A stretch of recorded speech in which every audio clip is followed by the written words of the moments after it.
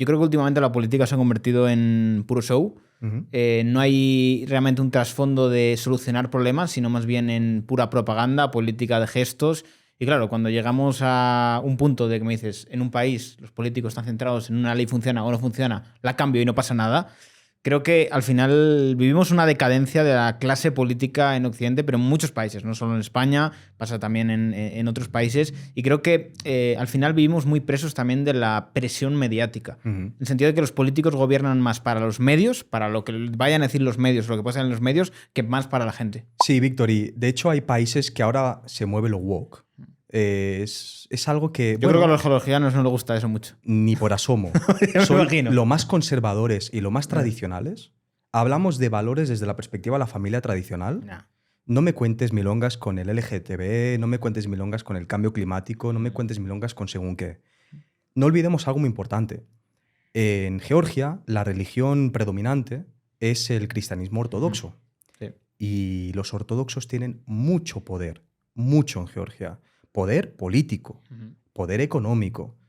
Tanto, esto te va a parecer increíble, tanto que hace unos años, hace ya una década aproximadamente, la Iglesia Ortodoxa fue capaz de obligar al gobierno georgiano a tumbarle una ley fiscal para que, ¿sabes las típicas cosas de souvenirs que venden las iglesias? La cruz, los productos de souvenir, para que le quitaran el IVA. Joder. Y el gobierno cedió. Hostias. Evidentemente, como te digo, no es un país de pandereta, eso lo hacen 4 corruptos, 4 tíos que les interese, llega la hora de la verdad y lo corrigen. Como te digo, prueba-error, ¿no? Y lo corrigieron, de hecho fue a juicio este caso y lo perdió la Iglesia Ortodoxa y a pagar IVA como hijo de Dios, ¿no? Precisamente, ¿no? Mejor que nunca. Pero claro, tiene mucho poder. Y lo hemos visto, yo personalmente lo he vivido en los últimos 3-4 años, en los que he visto cómo manifestaciones LGBT, ¿no? Le llaman Tbilisi Pride, cada vez son más. Te puedo decir que cada vez son más porque hay principalmente jóvenes que tienen un enfoque súper pro-europeo, con ciertos aires liberales y que quieren evolucionar el país por esa tendencia, lo cual a mí me parece estupendo. Es decir, yo creo que eso es algo que es lógico en cierta manera, lo están viendo en la televisión, en otros países, lo ven en España y dicen, ¿por qué en España sí y aquí no? ¿No? En cierta manera son aspiracionales a lo que no tienen, pero por otro lado están los gente pro-ortodoxa que no permiten ciertas cosas. Y hemos vivido situaciones convulsas de una vez al año la manifestación en pro-LGTB, que salen los que van a favor y luego salen los que van en contra. Y la policía tiene un arduo trabajo para separarlos, porque han habido peleas. Y hubo una vez, lamentablemente, lo tengo que reconocer, un muerto, un periodista georgiano, que le tiraron algo al ojo, le saltó el ojo y pues por la herida y la inflamación que le generó eso, al cabo de los días falleció en el hospital, ¿no? Fuera de lo que es el ámbito de la trágica muerte, esto está bien que pase porque creo que Georgia no le tiene que dejar tanto poder a la Iglesia Ortodoxa. Es muy querida la Iglesia Ortodoxa y el Papa, que se llama Elías II, que lleva desde el 1977, o sea, lleva casi 50 años en el poder, es muy querido, es muy amado en Georgia. Pero lo cierto es que la gente con, digamos, 2 dedos de frente que son capaces de decir esto está bien, esto está mal, son capaces de reconocer que en Georgia hay mucho poder por parte de la Iglesia. Y eso es algo que ciertamente considero que tiene que acabar. Porque si, imagínate, Dios no lo quiera, pero si en algún momento el gobierno aplica leyes muy interesantes desde la perspectiva liberal que son beneficiosas para el país en materia de inversión extranjera, que pues, atraiga el turismo y la Iglesia no le gusta, que lo pueda tumbar. Eso está mal. A día de hoy no pasa, por suerte. Le han dado lo que querían, que era pues, cierto dinero, les están mejorando muchas reformas de las iglesias, le dan cierto poder en unos campos, pero hay un otro en el que no lo tocas al gobierno, ¿no? Pero no me gustaría que mantuviera ese poder por mucho tiempo. Bueno, pues eso es algo que se está viendo y de hecho los jóvenes cada vez lo critican más, ¿no? Quieren un país más abierto y que no haya absolutamente ningún obstáculo a futuro de que no le permita entrar a la Unión Europea. O al menos, si no se entra a la Unión Europea, tener más, digamos, cooperación entre países, ¿no? Algo que hemos vivido, hilándolo si te parece con tema de Europa, es que en el 2022, cuando empezó la guerra entre Rusia y Ucrania, lo primero que hizo Georgia, decir, bueno, se acabó. Porque si Rusia le ha dado la gana de meterse en Ucrania, ¿por qué no mañana se metería en Georgia? ¿No? Literalmente. Entonces dijeron, vamos a llamar a la puerta a Europa. Queremos solicitarles oficialmente el estatus de candidato. porque llevaban muchos años, creo unos 10 años, trabajando duramente para formar parte de Europa. Y siempre le dicen, no cumple los requisitos, no cumple los criterios, tienes que mejorar esto, tienes que mejorar tal. Porque hay cosas que sí que las cumplen, pero hay otras que no. Por ejemplo, hay mucho oligarca en Georgia que tiene mucho poder, lo que hablábamos de la Iglesia Ortodoxa. Bueno, pues, ¿Los oligarcas van en torno al tema religioso o también van por la parte empresarial? no, empresarial. Los oligarcas van a lo que es el parné. No me cuentes. O sea, por supuesto son ortodoxos, la gran mayoría son georgianos, muchos se han criado en Rusia, pero de hecho el más grande, el más top es Bidzina Ivanishvili, que es uno de los hombres más ricos del este. Tiene $5 billones en patrimonio. Lo hizo, su formación empresarial la hizo en Rusia y cuando pues vio que podía, digamos, asumir cierto poder y utilizar su capital para hacer algo grande en el país, volvió a Georgia, ¿no? Que de hecho, como dato, el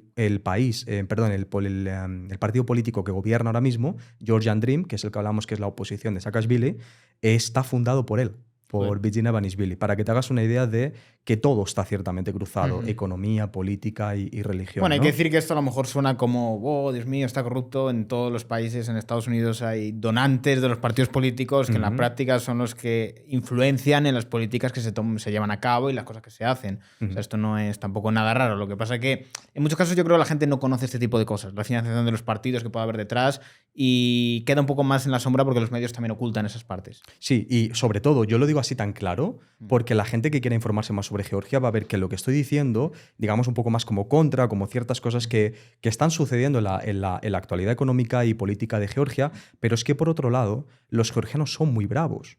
Tumban leyes y cosas que no les gustan les dan vueltas. Por ejemplo, recientemente se vio el caso de que querían aprobar a mediados de 2022, una ley que era una ley en contra de las organizaciones cuyas organizaciones tuvieran más de un 20% de financiación externa. Es decir, organizaciones georgianas que reciben financiación por más del 20% del total, esa gente tiene que estar auditada y tenemos que meterlas en registros y bases de datos. Eso suena mucho a una ley rusa que salió hace más de 10 años. Claro, ellos no quieren que una ONG, una organización que se adientre en Georgia para informar sobre la actualidad económica, sobre la actualidad política, para mejorar y evolucionar el país, que pase por los ficheros del gobierno para decir tú sí que estás informando bien, tú sí que estás informando mal. Y esto es algo que desde Georgia no lo veían bien, pero la sociedad, los civiles, el bombero, el policía, el taxista y el que trabaja en el supermercado, todos salieron a la calle masivamente con banderas de Europa diciendo que no querían leyes rusas. Y la tumbaron. Entonces, fue una propuesta de ley, no llegó a aprobarse y vieron la situación que se generó socialmente que dijeron, la dejamos estar porque es que evidentemente no la podemos sacar. Esto imagino que estaría enfocado a que no entren lobbies extranjeros a hacer presión y a financiar a lo mejor grupos dentro del país, ¿no? Correcto, sí es. De hecho, es exactamente lo que pasa en Rusia, es una ley que proviene de allá, no sé a quién dentro del gobierno georgiano que le pareció una maravilla y dijo, pues venga, la vamos a integrar. Y dijeron, no, porque todo esto son obstáculos para entrar a la Unión Europea, o al menos, aunque no entremos, no formemos parte pronto, digamos en los próximos 10 años, pero para poder tener una cierta amistad y relación de cooperación, ¿no? ¿Qué es lo que quieren ahora? Los georgianos son muy conscientes. Tú le dices a un georgiano, ¿tú quieres formar parte de la Unión Europea? Te van a decir que sí. Si tú le dices, desde mi perspectiva, desde mi opinión como español, como europeo, ¿por qué yo estoy entre sí y no? No lo entienden. ¿Sabes por qué no lo entienden? Primeramente no lo entienden porque no saben muchos georgianos que desde su propio país se tributa el 1% en muchas actividades. Para empezar, ni lo saben. Tú eres español, tú vas a Georgia y te dicen, ¿pero tú qué haces aquí?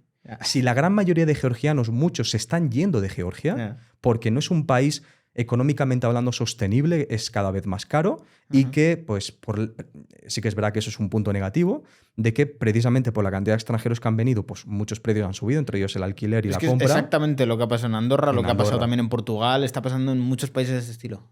Sí. Y pasa y la gente no entiende por qué, si ellos se van, tú vienes. Y cuando les explicas, dicen, ahora tiene sentido. Por eso veo cada vez más extranjeros que vienen. Y cuando tú les preguntas por qué ellos quieren formar parte de la Unión Europea, es porque te dicen, es que no tengo nada que perder. O sea, es que es un país que ha sufrido conquistas hasta el siglo XIX, que nos han dado por todos los lados, que el Imperio Ruso vino y se quedó ciertos principados para protegernos, pero al final no nos protegíamos de ellos mismos.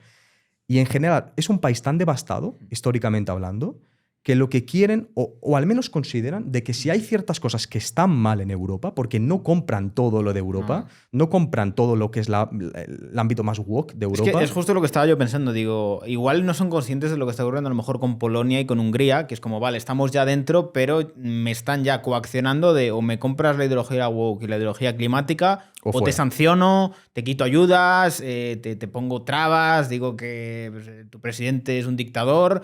Y a mí me da la sensación de que un poco Georgia es un poco el perfil también de este tipo de países, de Polonia, Hungría, muy conservadores en lo suyo, muy religiosos, que aunque tengan esa visión de, buah, quiero protegerme de Rusia, como vienen en esa parte yo creo que les iba a gustar poco.